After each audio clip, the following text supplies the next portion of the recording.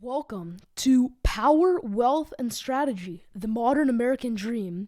This is a podcast hosted by Yaroslav Sorokin, and today with us we have a very special guest, and his name is Gustavo Maia.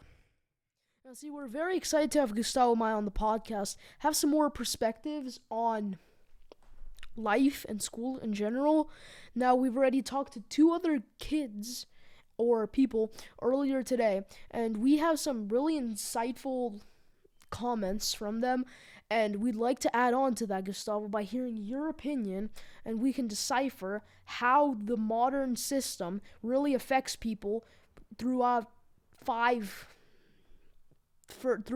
different samples, 5 different people. They all give in one response, and we can all see what the average is. So we're very excited to have you on here.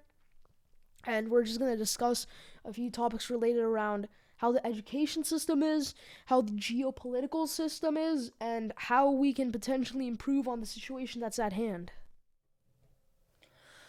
Well, there are some problems with the education system, such as teachers who literally let us work a lot in their worksheets that they give us, right? But the teachers literally play cool math games or watch Family Guy on their computers doing nothing. Yeah, so a very known example of this is I have one teacher in the subject of social studies who, what he does, kind of all class long, is he goes on his computer, right? You think he'd be doing something related to school, and he starts trading stocks. You probably know who he is. His name starts with a Y. Yep.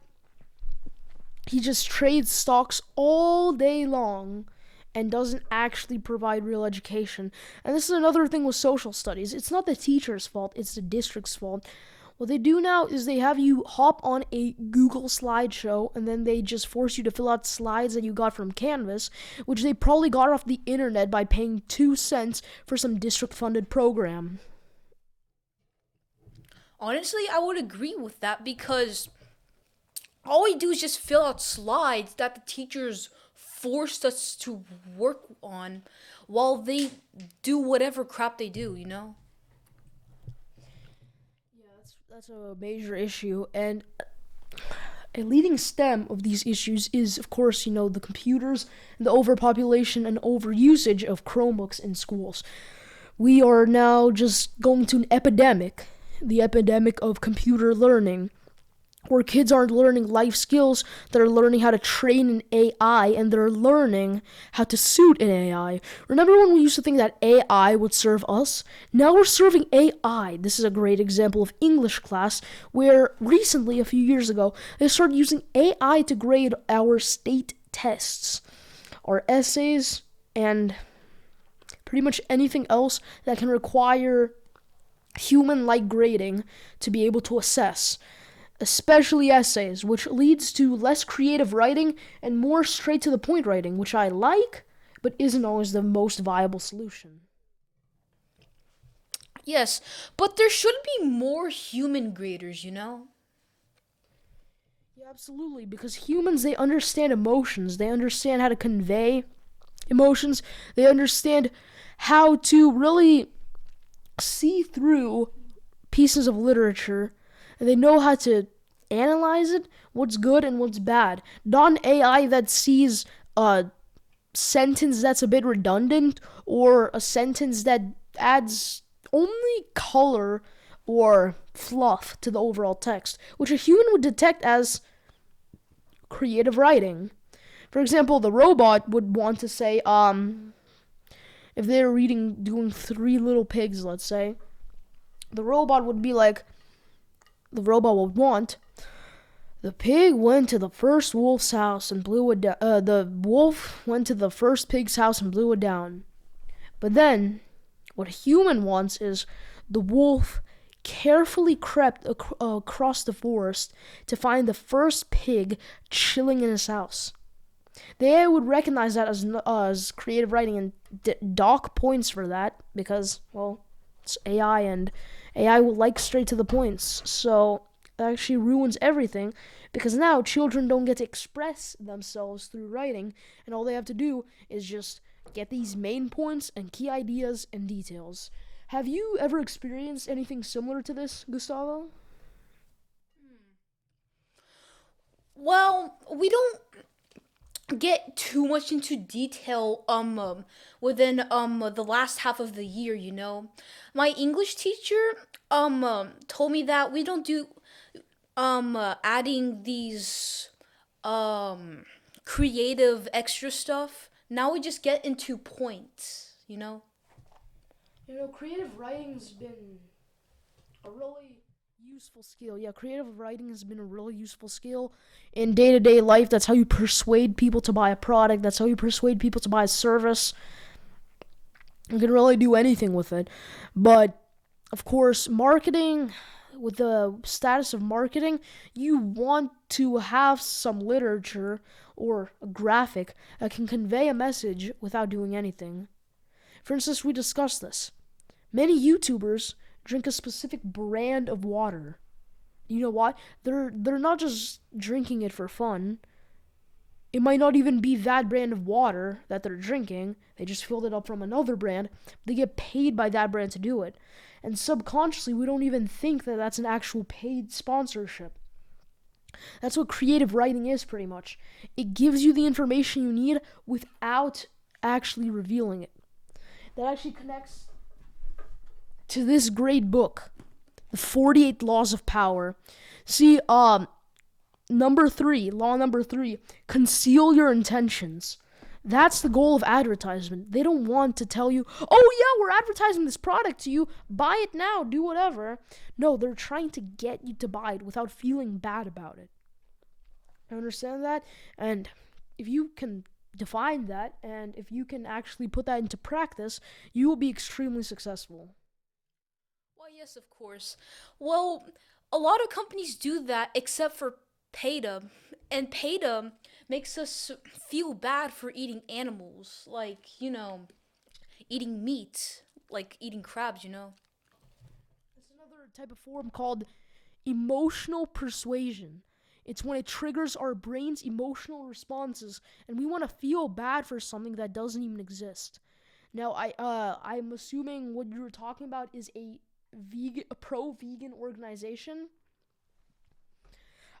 They want you to feel bad about yourself. That's the other kind of marketing, when they're not trying to get you to buy something or think about something.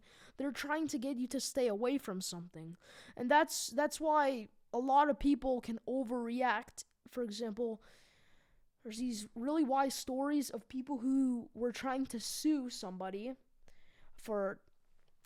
There's one really popular one. I won't say the name or something, but there are three main things. Number one, they left, I think it was dog poop or something on their neighbor's lawn. And then number two, I think they built their fence, I think a bit too far over the property line. And number three, they caused slight flooding because they turned the hose on for 5 minutes too long. Now, these seem pretty serious at first, but when you realize that was over a 7-year period, and if you balance out all the good things that happen over the 7 years, I'm assuming, and that's all that happens, that's what these vegan people put. They put the one thing bad on the advertisement, and then boom, that one image goes nuclear. And then when you actually try to decipher it, you're like, okay, so what's going on over here? The cows are dying. And then you're okay, what else? And the cows are dying. See, they don't really usually have another point. Well, yes, I believe that these kinds of emotional response advertisements don't really make sense because there is basically no reason. We don't like hunt cows like too fast to make them extinct, you know? We just keep hunting them at like a constant pace, like nothing too serious, you know? Yeah, and the thing is, what are they doing? The cow is already dead. You buying it wouldn't really do anything other than increase the demand. Now, increasing the demand is really important because that means more cows will be killed. So, I know what they're trying to do: stop one person from buying a dead cow inside of a store when they shouldn't really be talking to that person. They should be talking to the people in charge of marketing. But nobody actually should do that. And I believe that this type of interference, not letting people buy products, like normal products from the store, that should be called criminal trespassing and not freedom of speech, because freedom of speech would be barging into your house and screaming at you because you're eating meat. That be considered freedom of speech? No, that'd also be called criminal trespassing. So it should be considered that in the store, because the store is a business and businesses are a private property, and private properties reserve the right to trespass you if you refuse to leave. Oh, yes. Plus, it wouldn't even make sense to break into someone's house and yell, you know? And it's actually pretty much illegal to do that because it's trespassing onto someone's property. Yeah, that's what these organizations are trying to do. They're one of them in London, very popular thing. Taylor Swift, I believe, was on a tour or something like that, and these people decided that they would spray paint Taylor Swift's private jet with their, I think, their logo or their motto or something like "Stop eating meat" or something stupid, Decided to spray paint it, or I think use paint or some sort of you know writing utensil on the airplane. Well, of course they got found because, well, first of all, there are cameras and all of that, and they did kind of post about it on Facebook. So they were charged with criminal trespassing of a private aircraft facility, because it was in a kind of hangar area. It was 12 hangars, airplane hangars, each having a plane. So they broke into that. So that was already, I think, 3 years in prison. And then it was not terroristic charges, but it was civil charges of vandalism, which added up to about 10 years after damages, plus $50,000 in fines. So yeah, you shouldn't be doing this type of stuff. And this all roots back to how they're educated. Oh, yes.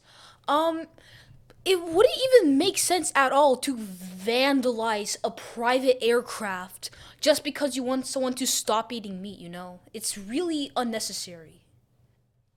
These vegans back in the day actually used to have a better reputation, but only they somehow decided to ruin it with all their crazy stunts. Vegans used to be respected.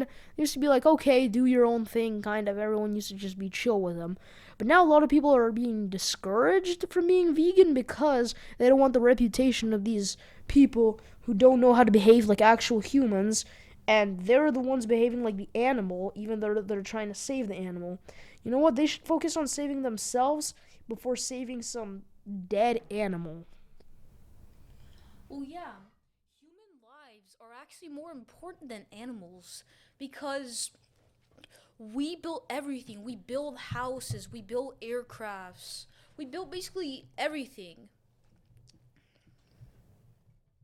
So this all roots down to how the geopolitical status is. You know, governments, they have laws. All governments have laws. Without laws, it'd be an anarchy. And at this point in the world, there's pretty much no place that's an anarchy unless it's some secret underground organization that nobody knows about. There's really no place with an anarchy. They all have some sort of laws or some sort of rules that can contain it. And for one, recently, a few days ago, you know how the China tariffs were passed, and tariffs of, I think, over 20 countries that the US passed only a few days ago, earlier this week. I haven't really watched the news recently, but we were talking about it recently, and what what, what were some effects that happened after that? So far there haven't been any effects other than China making a rebuttal, and what they did is they actually implemented a 34% tariff on any products imported from the United States into China. So, what this can lead to is a global effect. We would be kind of running low on resources since China, we rely on China to do everything. Even this phone is built from China. But Apple, however, is switching from China manufacturing to Vietnam and Malaysia and other countries like that. So even if we do lose China, we do have some backups. The only problem is Trump is also planning to implement tariffs on those countries as well. We already have most of Southeast Asia on tariffs, so we're going to need to keep something, or else we'll have to start building factories in the US, and we all know what happens when we try building factories in the US. It costs too much, nothing ever gets done, inflation skyrockets, and then it all collapses, and we have to rely on more countries for more goods. Well, yeah.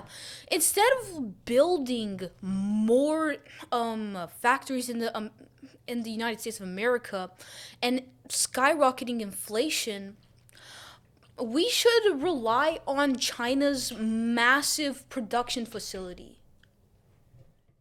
The thing is, what do you do when there's a 50% tariff on China? And for example, if you want to import an iPhone, let's say the Apple wants to import an iPhone, the iPhone costs $800. All right, I want to import this thing from China. It costs $1,000. All right.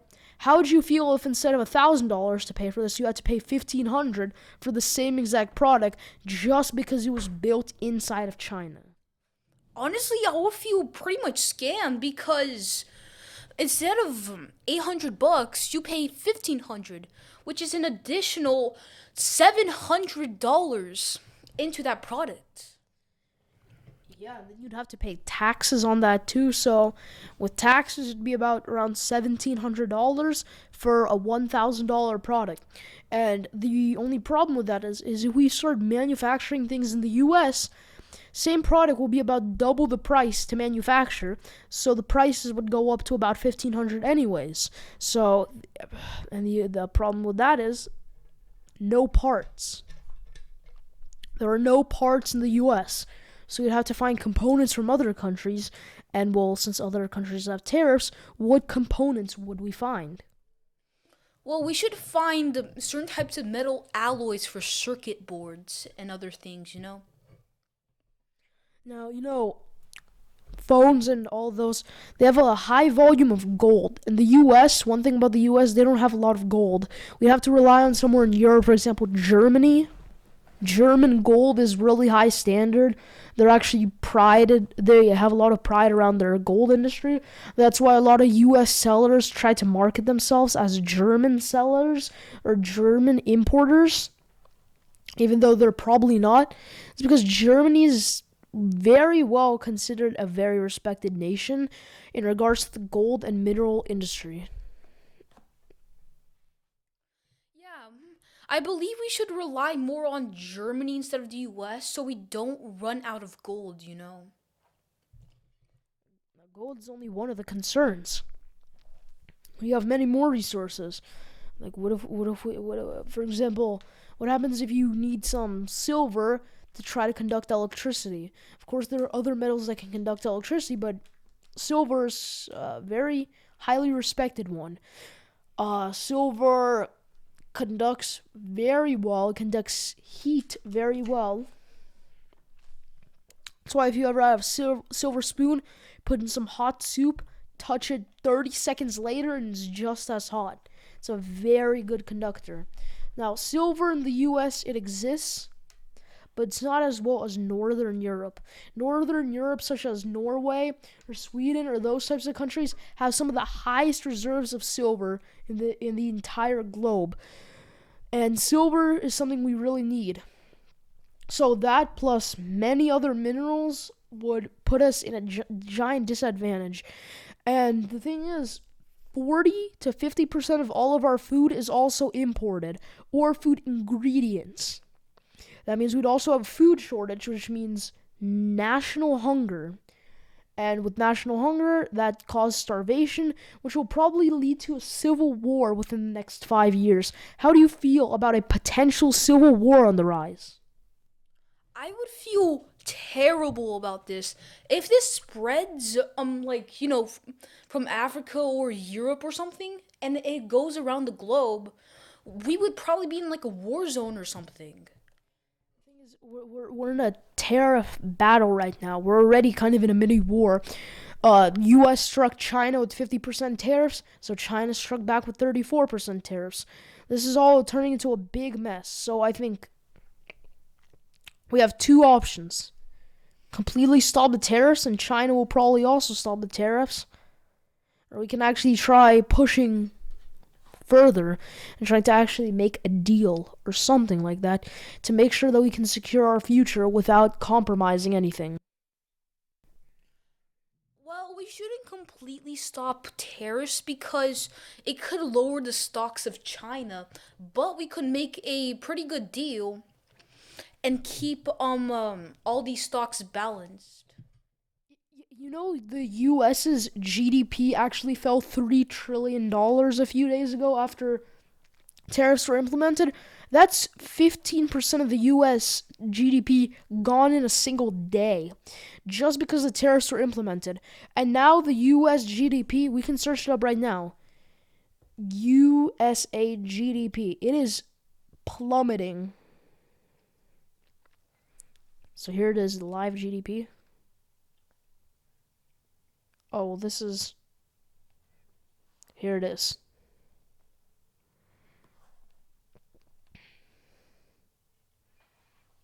United States GDP. Yep. We are down from about 27 trillion to 23 trillion in 3 days just because of the tariffs. And so countries like China might actually beat us pretty soon in the GDP battle. So how do you feel about this? Well, if we continue this battle with extreme tariffs, we could go to bankruptcy and lose even more mass amounts of money. Because this isn't because of exports. The reason this is happening is because of a little something called the stock market. Stocks are plummeting because nobody wants to pay tariffs on stocks. As you might know, stocks do have a tax. You have to pay tax on owning stocks, and now since stocks have tariffs, it's not even worth it anymore to own stocks because you have a 95% chance of failing. So everyone pretty much bought out the stocks. The stock market is dry. Everything collapsed. This is even worse than what happened in 2020. Now it's almost as bad as what's happening in 2008 with the remember this stock market crash and recession.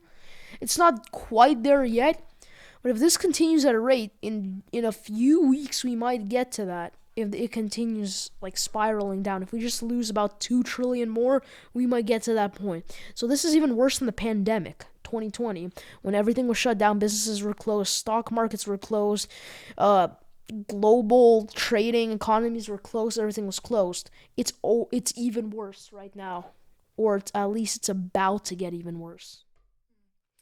So, do you think that all of these stock market crashes of mass amounts of money, is it worse than the Great Depression? Okay, it's not worse than the Great Depression because the Great Depression was worldwide. And it's really hard to capture that because that was 100 years ago at this point. And back then, inflation had really different characteristics. So even adjusting for inflation, we couldn't really exactly pinpoint how much a dollar was worth back then. We can estimate. We don't know exactly. It was worth about, back then, $1 is worth about $90 today, but we can't exactly pinpoint that because interest in housing has also been really high. So, for example, if you buy a house now, you still be losing way more than if you bought a house back then with the same salary, even adjusting for inflation. So it's really hard to measure, but no, even I can almost guarantee you that this is not worse than the Great Depression, mostly because it isn't worldwide. If this was worldwide, it'd be close. Oh yeah. If it was if it was worldwide, it would be pretty bad. So, um, do you think we should continue doing this tariff thing? Like, you know. The thing is, it's not about the tariffs. It's not about the revenue. Same thing about the gold card. It's not about the revenue you get. It's about the power you get. See, the U.S. is one of the three superpowers. Do you know what the three superpowers are? I know China's one of them. America's one of them. And Russia? Yeah, it actually is because of its high, has a really strong military. Its land is very large, and that large land, it's the most valuable land in the world, by size, because the resources it has in there are insane. If it dug up even 10% of the underground resource, it would be worth 10 times more than the US. Now, if the US dug up every single mineral that we have here, we'd be worth about $7 quadrillion. But nobody even, the world doesn't even have that much. So that's just an estimate, rough estimate. If Russia dug up that much, it'd be about 23 quadrillion. It's way more.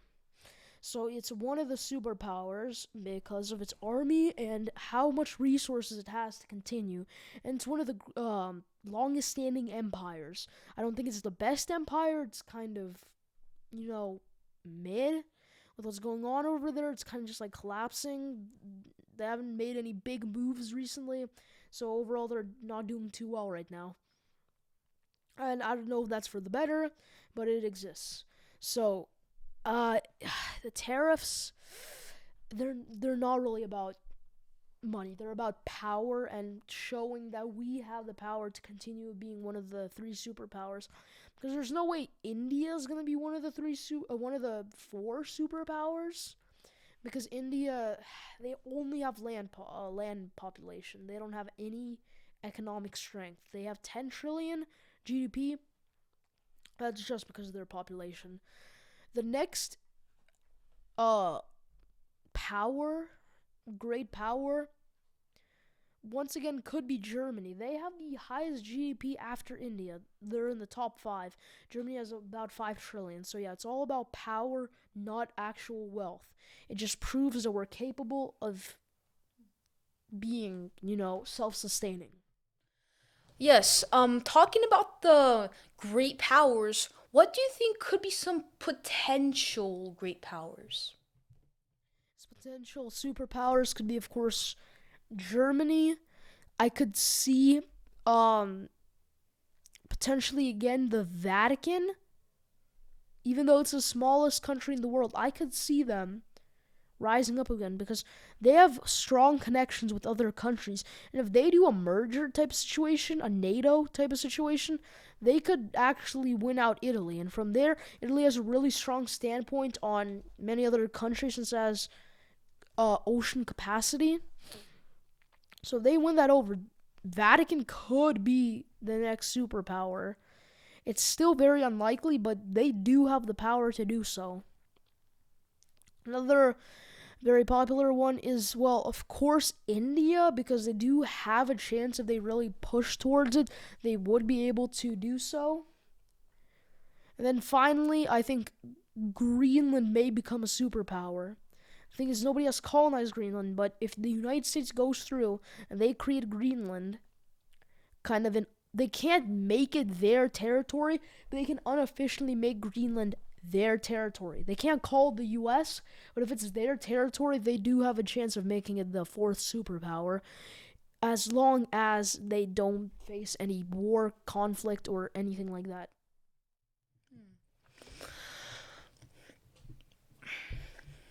Well, yes. Which country do you think would have the best economics? Um, In the modern day world, or like potentially in the future? Well, um, let's do the future because we pretty much already know modern day. So the thing is, Russia, probably not. China, they still have really good relations with a lot of the Asian countries. So if they work together to create a really strong union with Europe, if they, I know they aren't able to join the European Union, but for example, if the US gets banished from NATO and then China somehow joins NATO, which they definitely won't, but in a hypothetical situation, China with the backing of several other countries like, let's say, Turkmenistan, which is pretty mid. But if they get, they already have North Korea on their side. But if China and Russia make a union, that would be that'd be way too overpowered. They would dominate the world easily. With China's large population, both of their combined land masses, and their nuclear arsenal, they would easily dominate the entire world. So they're already good friends, let's say. So, for example, if a World War III started, Russia, China, North Korea, Turkmenistan, and several other southern Asian countries could come together and form the biggest union of world's history, other than maybe potentially Genghis Khan's. Yeah, but how powerful do you think if the nuclear weapons of Russia and the dominance of China would join together? How would that be? It's not only nuclear weapons; it's strategy and positioning. Russia's very good position. It has a few openings to bodies of water, but the thing is, it has Europe, and the European countries that are surrounding Russia are fairly weak. So, for example, if they do start a war, they could easily take over those European countries. Like there's what else is there? Belgium, Turkey, those types of countries. They could easily be taken down. I don't think Turkey's really that strong of an ally with China or something. So they could easily be taken down. And that really expanded because at that point, they'd hold so much land, and I'm sure that they will definitely triple or quadruple their military. China and Russia combined currently have about 3 to 4 million people in their military. They could easily get that to 20 million. And if they get that to 20 million, even 10 million, then they're overpowered. They do have very advancements in, let's say, air travel, airspace, aircrafts. They also have really good progress on space travel. So if there's somehow a way to get high altitude weaponry, they would definitely be the first to do that. So combining together, they'd really just combine skills and they'd be unstoppable, especially since they are bordering. It kind of just form a blob of unstoppable power that can just radiate in every direction. Oh, yes. But would you believe that um those military weapons combined, such as the Tsar bomb, which was in the past, of course, and Russia could easily recreate that bomb with China's help? Do you believe these kinds of weapons are more powerful than what USA can possibly do? The thing is, the Tsar bomb is not even close to the most powerful weapon Russia or the US has. The Tsar bomb was fairly weak, and it was quite a while ago. They could easily create something more difficult, more powerful, and they already have created something more powerful. That's just the strongest that's ever been tested. So, nuclear warfare, yeah, they'd have larger amounts. Russia currently has the most nuclear warfare out of any nation on Earth. They do have the largest supply. So, knowing that, yes, they would overpower the United States in. Well, Russia alone would overpower the United States in regards to nuclear weaponry. Because U.S. is smaller than Russia, they could focus more of it into one area. But still, though, really, it would take all of Russia's nukes to destroy Alaska. So the thing is, nukes only span. Well, okay, not counting the radiation. But radiation, if you do have the proper protection, like even a simple nuclear bunker could stop you from radiation. Because they're designed from metals such as zinc that can actually protect you from the radiation. So as long as you do have the proper sheltering, you can survive the radiation after it passes in like a year or something. But to actually physically destroy, it'd take thousands of nukes to just destroy Alaska, the surface of Alaska, and that'd only go a few miles deep. So if you really wanted to completely decimate the continent, the mainland continent of the United States, you would need every single nuke in the world times 2. Well, I thought nukes would be extremely powerful because just one nuke, little boy, right? It destroyed almost the entirety of Hiroshima. The thing is, it wasn't even real decimation. It didn't. I'm talking about physical damage. That was economic damage and also radiation. Radiation can spread for thousands of miles. But physical damage, I mean actual craters in the ground, eruptions, decimation of cities, it could trigger earthquakes, which could shake up cities, of course. But still, 90% of America is still rural. But still, 95% of people live in urban/suburban areas. So, if you pinpoint them at population densities, yes, you could kill 99.9% of people with actual physical damage if you properly pinpointed. Because in, let's say, Utah or something, those really deserty areas, you wouldn't find anyone. So it'd be pointless to try to launch something there because you'd hit absolutely no one. Well, yes. But speaking of weapons, if Russia and the USA team together to make weapons, especially with the CIA and their heart attack gun, which can shoot a piece of ice into your blood vessel that contains a venom that can stop your heart from beating, and the person will barely even feel it. Did you hear that from Zagdi Films? Maybe.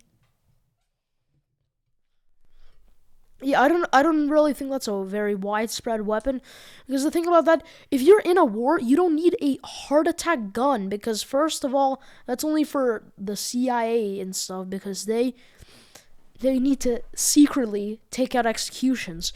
The heart attack gun wouldn't actually be all that effective, assuming you only can have one in the chamber, or no, you obviously can only have one in the chamber. I mean, only one in the magazine.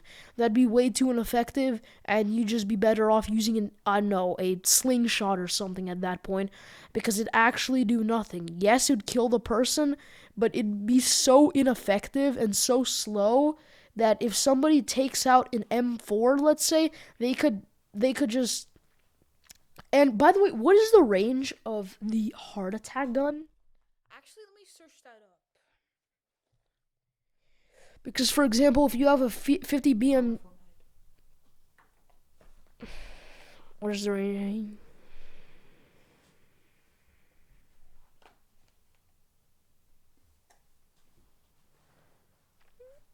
Let's see.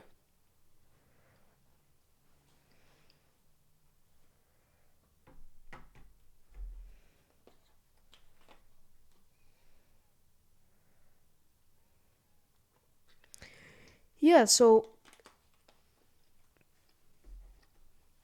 yeah, it only can shoot like 150 feet accurately. Yeah, it can shoot up to 500 feet, but you'd just be aiming into nowhere. You'd have to aim all the way in the sky and hope it lands. So yeah, 150 feet accurately. So 150 feet. Really? I mean, that's about 40 meters. 40 meters is not a lot. That's 0.03 miles. You're not gonna do anything with that. That's the problem. That's why you need a 50 BMG sniper rifle, preferably with a 77 times optical zoom lens with what is that company called?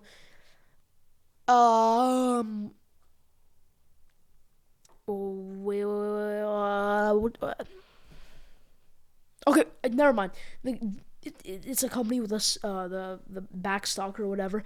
But yeah, you definitely need that because the hardtack gun, it'd be effective if you're trying to carry out a silent execution.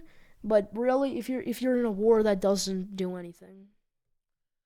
I'm not talking about specifically using that weapon. I'm talking about the combined powers of the CIA and Russia's nuclear weapons and what they could possibly create. Historically, Russia and the U.S. have been allies, if not mutualists. Mutualists, they just like agreed to not have combat because it would result in devastation. Both of them are really powerful, but they were usually allies. So yeah, if they do combine, especially if they do take Greenland, if they take Greenland, then it's over. Even the U.S. alone, because Alaska shares a border, like a very close border with Russia, that'd be very overpowerful. So Canada basically has nothing. So if they started a revolution kind of against Canada, they could take over in a matter of weeks or months.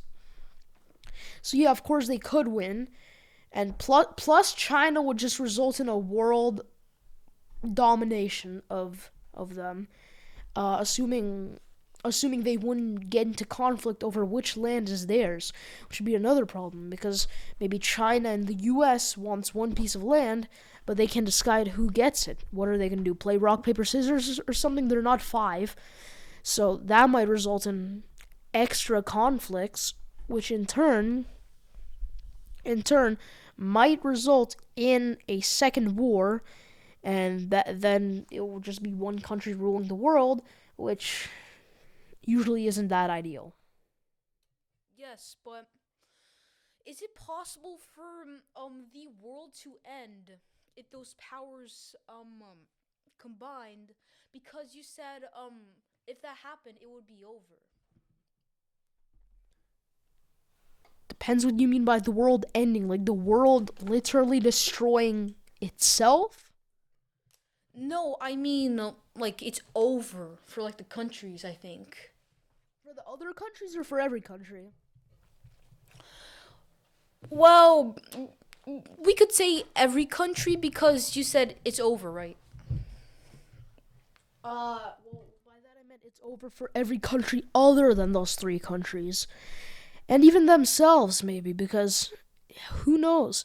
They might be irresponsible, something might happen, something might take place, and then they misuse their nuclear weapons, or something goes wrong, there's a miscommunication, and then, it all goes down from there. Hmm.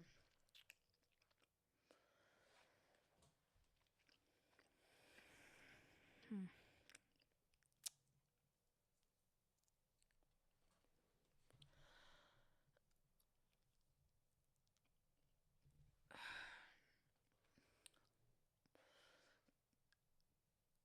Could you be more specific, please?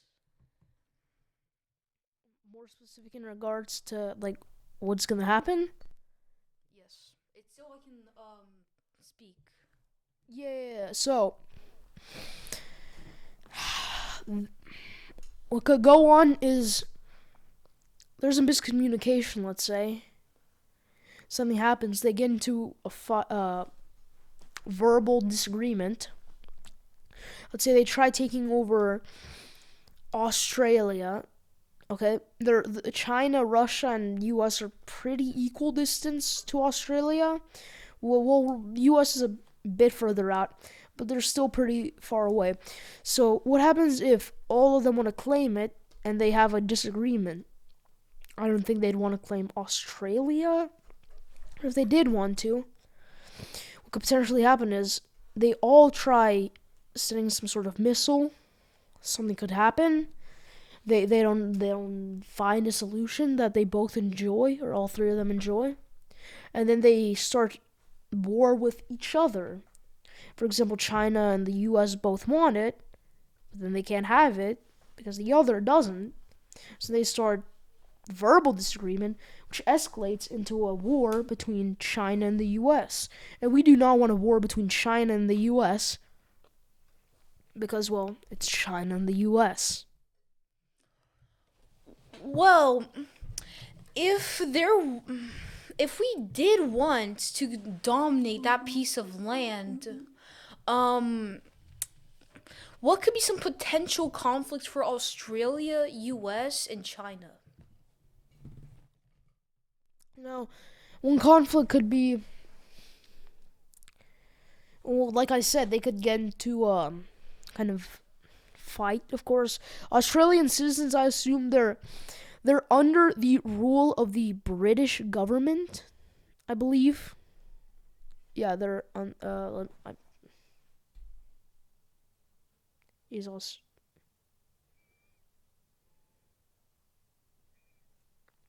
pretty sure it is. Oh, it's not. Okay, never mind. The Australia is no longer a part of the British Union because Canada still is, and so are several other countries that aren't officially British, but they are technically under their control of the monarch, which is King Charles III. Ever since Queen Elizabeth died, nobody cares about King Charles III. He's been just sitting there. But yeah, basically what could happen is Australia, of course, they wouldn't be happy. They would try to resist, but Australia, it's a really weak country. They only have 20 million, 15 million population, so they really wouldn't be able to do anything to fight back. Their military is only like a few 100,000 people. They would not be able to do anything. And once again, they don't want to be in the middle of a war zone, so they'd probably just allow them to be captured. Well, yes. I think that Australia is probably so weak, in fact, that even Brazil's army is stronger than Australia. Yeah, Brazil's probably one of, if not the most powerful country in the Southern America. Something really close could be Argentina. They also have a really similar population or landmass. Brazil does have some fairly advanced weaponry. It's not like really high advanced, but they probably would be able to colonize Australia. But I don't think they would because Australia is on pretty much the opposite side of the earth, so it'd be really complicated because Brazil doesn't have any bases. Pretty much any South American country doesn't have any bases or operations that are stationed over in uh, Oceania. Well, speaking of wars, war weapons, in fact, um, I believe it would take a really long time for Australia to attack any other country, especially the US or China, because they're literally in the corner of the globe. Well, actually, they're not in any corner. They're just placed there. They're just in a corner of a map. Yes, they are very far away from any other country other than, let's say, New Zealand or something. Really far away. It'd be fairly difficult to send troops or any sort of military power across the ocean to try to either colonize or any other activities that may result in war. Once again, I don't think they would. They have a really weak power. So, all of this war, we've been talking about war, right? This all streams down to what's happening right now? What is causing us to lack the education? We're back again to how schools are incompetent. We've circled back to that, you know? They're not preparing us for anything. What schools should be teaching us, they should be teaching us actual information right now. I feel like history should still have history, but if they're going to call it social studies, I think they should implement in social studies a bit of a unit, kind of, or once a week discussion about modern geopolitical what's happening in the modern world, because that can provide us with more ideas that can make us get business ideas that can help us revolutionize the world and really change the world. I know that sounds kind of woke and stuff, but yeah, they should really teach us about how to manage ourselves properly and how to not end up in a China 2015 situation. Well, yeah. Um. Okay. USA is currently ranked number 31 in the education system, while China is ranked 13. So I believe USA should um participate more into the education system because Progress. yes, progress of course. Into the education system because there's lots of accounts of bullying and violence. Okay, I'm gonna have to cut you off here. Now, bullying. I know this is gonna sound bad. Bullying should be permitted, as long as or verbal bullying, as long as you're not physically attacking them. But fights, if both parties agree, fights should be permitted. Maybe not directly during school hours, but for example, at recess, if you want to start a bit of a fight club, you should be permitted to do that as long as you have the proper, I don't know, whatever, and you have consent from both parties to, I don't know, have a bit of a boxing match. You should be permitted to do that. And bullying refers to natural selection. Do you know what like natural selection is? No, not really. So natural selection basically kind of stopped existing about 100 years ago, after 50 years ago, after Vietnam, the Vietnam War. Basically, what's happening now? Natural selection used to be a thing where if people were competent enough to live and sustain and fight for food and shelter and anything that will allow them to live, they shouldn't live at all. So what happened was back in caveman era, 80% of people just died before they even hit the age of 20 because they'd made a stupid mistake. But nowadays, that doesn't even happen anymore. That doesn't happen at all. Because people don't really allow natural selection anymore, you know? Bullying is a form of natural selection. Unless you don't, like, assault somebody in the hallway, I think you should be fine. Um,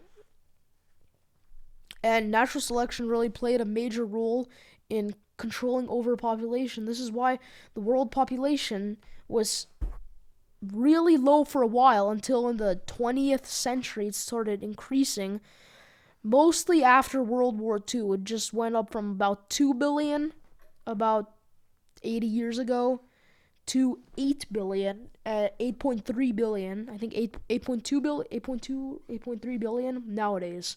So yeah, what do you think about natural selection and if it should continue or what should happen? Well, if there were any mental health effects with bullying, I would agree with you. But it even if it's like light fighting and stuff, um but if it causes like any injuries and if it's constant, it could cause someone's mental health to decrease drastically, causing them to unalive themselves. Okay, well, yeah, that's a bit far. You shouldn't actually just go too far into bullying somebody, and you shouldn't just flat out assault them if they agree to do, like, if they're like, I'm fed up of you, like calling me names and stuff, I want to do a fight, then that's fine, I guess. But yeah, you definitely shouldn't just be absolutely destroying them for no reason. That's just dumb. You shouldn't be doing that. But the thing is, now there's no tolerance for fighting and stuff. So the thing is, if somebody punches you, if you punch back, you get suspended. That's unfair. That's clear self-defense. Now the thing is, the school draws the line between self-defense. So school says if you're like actively being punched to the floor, then you can punch back. But if they just like shove you towards a locker, you should go tell an adult or something. You can't like punch back or something because that'd be considered violence, and violence isn't allowed at schools. I understand if they hit first, that shouldn't be allowed. But come on, if you're defending yourself from just being assaulted, I think that should mean something. Well, how can you expect to talk to an adult if you're literally pinned into a locker? What are you supposed to do? Have the principal on speed dial or something? What is he gonna do? See through the cameras or something? I'm sure they don't even check the cameras because they never see anything. That's the thing. Uh, and what happens if it's somewhere where the cameras aren't at? What if something happens in the either the bathroom or the locker room or just wherever there aren't any cameras? What if somebody like starts punching you in there and all they have is verbal evidence, and where they can twist the story where you clearly were doing self-defense? They could be like, oh, but I just like it was a joke, and they just started actually punching me. It could twist your words and stuff, and make you seem like the enemy. Well, actually, they would be the enemy, but they're just using some kind of strategies to twist your words, just like you said, to make you look like the enemy. But in reality, the person who's manipulating your words are the enemy. See, that's very wise. Um, Back to the 48 laws of power. You should always keep your reputation to the highest. That's the thing. You shouldn't be going around just calling people idiots and stuff. There's this one really good story I like about this one. Back in Rome, a few hundred years ago, I think 1700s, there was this warrior who was kind of a legend. And this is the rule that was, what was it? Always say less than necessary. Yeah, that was an always say less than necessary. There's this rule, basically, that said that you should always say less than necessary. You shouldn't just be going around talking. I know we're discussing this right here, but that's different. What I'm talking about is how this person, this ancient, how to say, soldier in ancient Rome, well, not really ancient, but 1700s Rome, what happened was he was considered a legend because he didn't share anything. He wasn't sharing his secrets. He wasn't really talking to the public. So when he came back after 17 years of fighting, he came back and he wanted to start his politics career. So what he did, he went on politics. He wanted to, I think it was become whatever they called their leader of Rome at the time, whatever they called their leader, or some sort of representative, that he wanted to become that. But then what he started doing, he started telling his speech and he started talking way too much, and he was very arrogant about his work. He's like, hey, I've served in the military for 17 years. I know more than all of you. Just acting really arrogant overall. And basically what happened to him was they didn't really like him. And he started insulting people. They started going on the streets like, you walk like a dog or something, and saying really kind of offensive stuff to people. And word spread, and he became kind of the joke of the town. He went from being a well-respected soldier to some joke in a matter of weeks, just because he started talking way too much instead of actually having an aura around himself. And I think we should all put that to ourselves and uphold our reputation and not try to be goofy. Like, hey, what's up, guys? It's my birthday today, or anything stupid, you know? Yeah. It wouldn't even be smart to think you're the best, you know? Hell no, bro. You cannot be the best just because you've been 17 years in the war. Oh my gosh, I suffered so much in this war. I'm the best. I know better than everyone. Come on.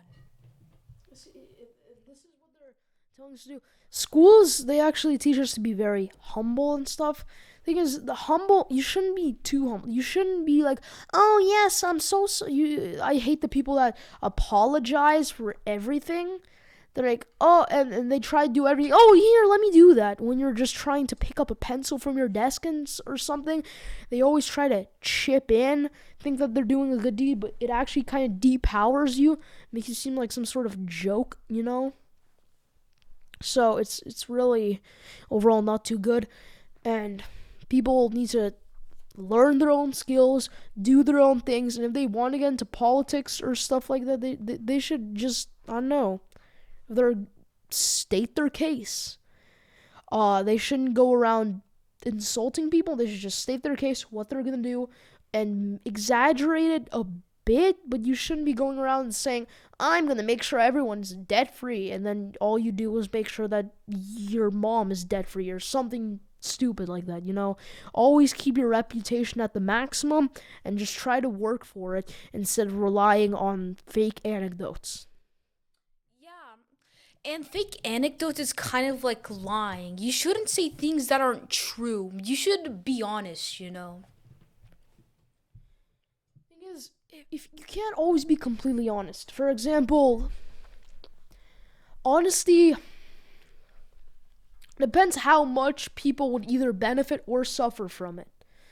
Honesty is always good if it's just kind of a small angle, like 20% over what you're actually going to do, because then it makes you seem like you actually have determination. But if you go out into insane clickbait like some YouTubers do, that doesn't really do anything. But if you have a good image, then people won't even notice that you didn't uphold to your standard and didn't do what you said. So it's really important to have that balance between just being honest and just going insanely off the rails and saying something completely dumb that has nothing to do with what your actual intentions are. Yeah, saying nothing about your intentions isn't really wise. You should talk more about your intentions than talking about something that isn't really true about your intentions. The thing about that is, in the 48 Laws of Power, rule number 3, conceal your intentions. You're never supposed to reveal exactly what you're doing unless it's positive. Unless it's positive. For example, there's this one story where there go the it was two emperors, okay, and one, let's call him Emperor A, invited Emperor B over to a banquet. Now, Emperor B knew that has been used as a trap before. They got surrounded and were forced to surrender. So he brought along his 600 men who were bodyguards to the banquet. And Emperor A is like, oh, welcome, welcome. Invites Emperor B. They just have a nice banquet. And when they're leaving in the afternoon, Emperor A secretly handed out to his top soldiers buckets of gold and money and resources to try to trade that money for the weapons of Emperor B's, let's say, army. So they did. They surrounded them in a circle, and started buying off their weapons. And if they didn't, they were really intimidating. So they ended up buying almost everything with the buckets of gold. Yes, it was a major profit loss, but fairly soon they didn't have any weapons. So Emperor B, they just like kind of retreat to their land. And then Emperor A, the next dawn, gathers his army, and they raid Emperor B. And then B's forced to surrender and serves a lifetime as a prisoner of war inside of Emperor A's kingdom. So it's really important to conceal your intentions. See, he came for the banquet. He thought the banquet was going to be the trap. But Emperor A didn't crack. He followed through, but he didn't give anything away until finally his real trap, buying out Emperor B. Right? So we always have to conceal our intentions if they're bad, right? Yes, I agree with that. So really what you have to do is you also have to make sure to keep up your reputation. Don't do anything too stupid or anything obnoxious, of course. Don't try to act overly goofy or happy or whatever, because that's just gonna make you seem weird and you're not gonna do anything. And see, something really important about all of this is learning how to prepare. And Gustavo, I have a bit of a question for you. Just do schools actually teach you how to any of these real life social laws? For example, my dad thought that social studies was actually about studying social interaction and social behaviors and not history. So, what do you feel? Are schools properly teaching us how to interact socially and how to get social cues? Or is it all just about just normal algorithmic things? Well, the only time where we really do social things is lunchtime. But if you're in elementary school, recess and lunch. But most of the time, it's really more algorithmic stuff. Yeah. Stuff, and it's not really much about social things. So, you believe that schools don't adequately teach you how to interact socially, and when you get out and you have to find a job, for example, in schools they always treat you like some even if you have some you can't, I don't know, properly convey a message and you speak like a 4-year-old, you're like, oh, so the reason we're gonna make your corporation better is because we're gonna take these elements and we're gonna make it better. You just sound stupid. Now, the teachers might encourage that. You're like, you're doing great. You're going to get a job. You're going to be the most successful person I know. But the real world doesn't take that. You're going to walk into that job interview. They're going to decline you instantly. So schools, do you think they adequately teach us the skills we need to actually convey a message and keep people interested in listening? It is extremely rare because I only heard from my own English teacher. I will not say the name, obviously. Wait. Does it start with a B? No. Does it start with an F? Yes. Oh. And she said to add reasons, not just because, oh, we're gonna make your job better because we're gonna make it better. You have to specifically state things and have evidence for that. See, evidence is key, Even in crime prosecutions, insufficient evidence can just dismiss a trial instantly. So you also have to make sure to be on your A game, provide conclusive evidence, do your research, and properly state your facts. Because if you don't state your facts, you're not going to have any facts. And if you don't have any facts, well, then you're kind of done. So, yeah, we're going to just move on real quick. And this is going to be our final discussion before we wrap it up. Our final discussion is going to be how can schools, what policies do you think the districts or the state, after the DOE's abolishment, what policies do you think the district or school will implement to try to make education better? I believe that more teachers, especially like my English teacher, should talk about how to properly argue to get something, like to get a job application. You have to argue about things and have evidence, proper evidence. Ooh, argumental structures. Now, we already have argumental texts in school, right? Argumentative essays. But they're not real. It's just, you're just writing a paragraph, but you're just calling it argumentative instead of just a regular presenting slideshow. It doesn't really add anything. What you actually have to do, you have to present the facts, present the evidence, make a statement, and make it clear, and make it flashy, make it catchy, make people want to actually buy it. That's how advertisements. Remember we were talking about the advertisements? You need to make people want to buy the product. Not just directly telling them, hey, can you buy the product? I'm a little kid and I'm trying to sell you some lemonade. Lemonade stands, by the way, are illegal.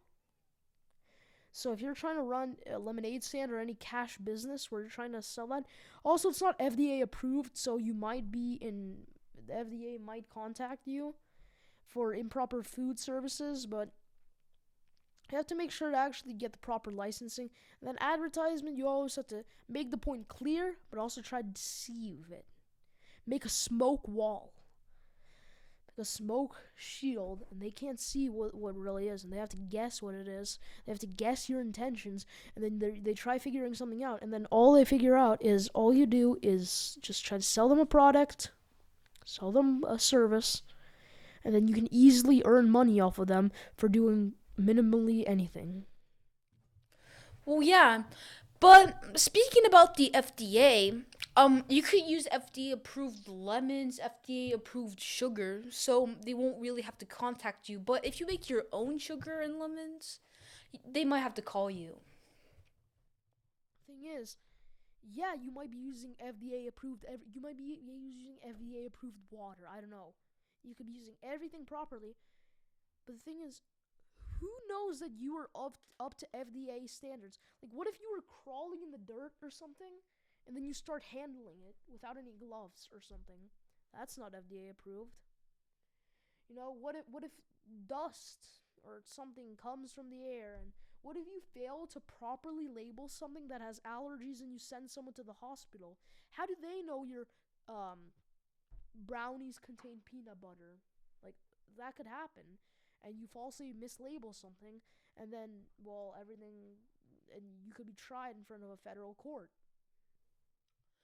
Well, you should have a sign that specifically says the type of allergies, especially tree nut allergies, peanut allergies, whatever. The last thing to that is cash businesses are still illegal in Texas without proper licensing. Because the thing about cash businesses is you're probably not paying your taxes, or you're not managing that properly and stating what's going on properly. So you really need a permit to have a cash business, right? Yes, because if you're just some kind of random business in the corner of the street and the police see you, they have to ask for your business license or something. Yeah, I agree with that. But yes, we do have to wrap this up now. This has been a really great pleasure to have you on this podcast, Gustavo. And do you have anything to say before we sign off? Well, I hope you guys have a great day. And guys, be honest and make sure that you're not too arrogant, okay? All right, guys. I'll see you later. We have 2 more podcasts tomorrow on Sunday. Well, you're probably seeing this on Monday in the morning or evening or even later. So we still have many more podcasts awaiting, and we'll see you there.